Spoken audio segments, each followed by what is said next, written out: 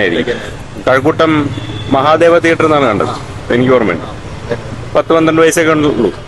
കുറച്ച് പോരായ്മകളുണ്ട്. റീമാസ്റ്ററിങ് അത്രയും പഴയ പടമാണ്. പഴയതിനേക്കാളും നല്ലതായിട്ട് ക്വാളിറ്റി ഉണ്ട്.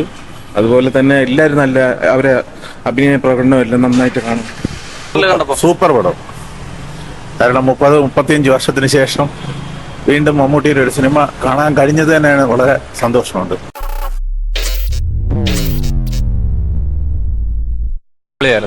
അതിന്റെ റീമാസ്റ്ററിങ് വർക്കും സംഭവങ്ങളും എല്ലാം നല്ല രസമുണ്ടായിരുന്നു. പിന്നെ കുറച്ച് പോരായ്മകളുണ്ട്. റീമാസ്റ്ററിങ് അത്രയും പഴയ പടമാണ്. ബാക്കിയെല്ലാം അടിപൊളി, സൗണ്ട് അടിപൊളിയായിരുന്നു. മ്യൂസിക് എല്ലാം മുന്നേ കണ്ടിട്ടുണ്ടായിരുന്നു? ഇല്ല, ഞാൻ ആദ്യമായിട്ടാ മുഴുവനായിരുന്നു. എങ്ങനെയുണ്ട്? അപ്പൊ ഗംഭീരമായിരുന്നു, നല്ല എക്സ്പീരിയൻസ് ആയിരുന്നു. നന്നായിരുന്നു. പഴയതിനേക്കാളും നല്ലതായിട്ട് ക്വാളിറ്റി ഉണ്ട്. അതുപോലെ തന്നെ എല്ലാവരും നല്ല അവരെ അഭിനയ പ്രകടനം എല്ലാം നന്നായിട്ട് കാണും. എല്ലാവർക്കും നന്നായിട്ട് ആസ്വദിക്കും. വീണ്ടും തിയേറ്ററിൽ കണ്ടപ്പോ സൂപ്പർ പടം. കാരണം 30-35 വർഷത്തിന് ശേഷം വീണ്ടും മമ്മൂട്ടിയുടെ ഒരു സിനിമ കാണാൻ കഴിഞ്ഞത് തന്നെയാണ് വളരെ സന്തോഷമുണ്ട്.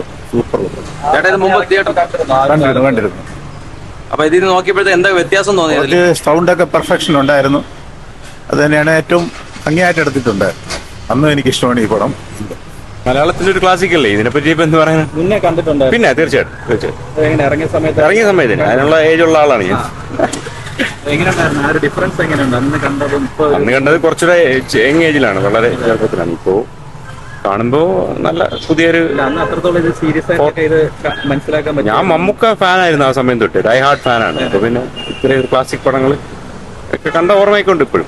ഫ്രണ്ട്സ് ഒക്കെ ആയിട്ടായിരിക്കും? അല്ലല്ല, ആയിരിക്കില്ല, ഒറ്റയ്ക്ക് തന്നെ ആയിരിക്കും. കഴക്കൂട്ടം മഹാദേവ തിയേറ്റർ എന്നാണ് കണ്ടത്, എനിക്ക് ഓർമ്മയുണ്ട്. 10-12 വയസ്സൊക്കെ ഉള്ളൂ.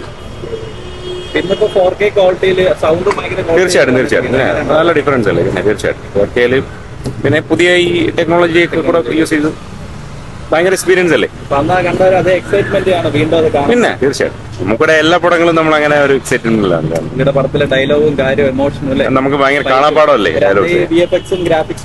ഒന്നും ഇല്ലാത്ത കാലമല്ലേ. അന്നത്തെ കാലത്ത് കാണുമ്പോൾ അതിൻ്റെതായ ഒരു പ്രത്യേകതയും ഇപ്പോഴും കാണുമ്പോൾ പുതിയൊരു എക്സ്പീരിയൻസ് അല്ലേ.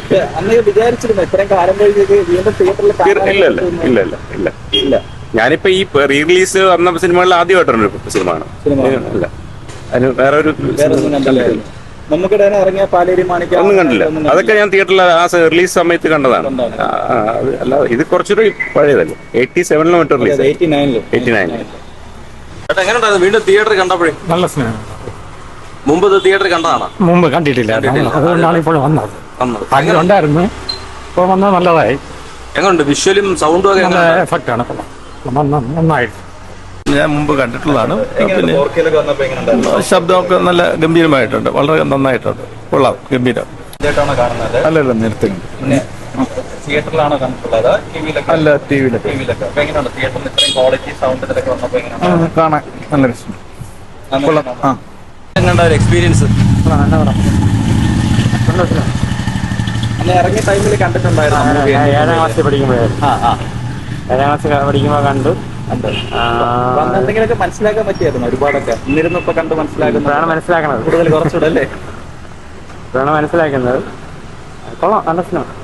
എന്തെങ്കിലും കൂട്ടുകാരോടൊപ്പം ആയിരുന്നു അതോ? അല്ല, ഞാൻ ഒറ്റയ്ക്ക്.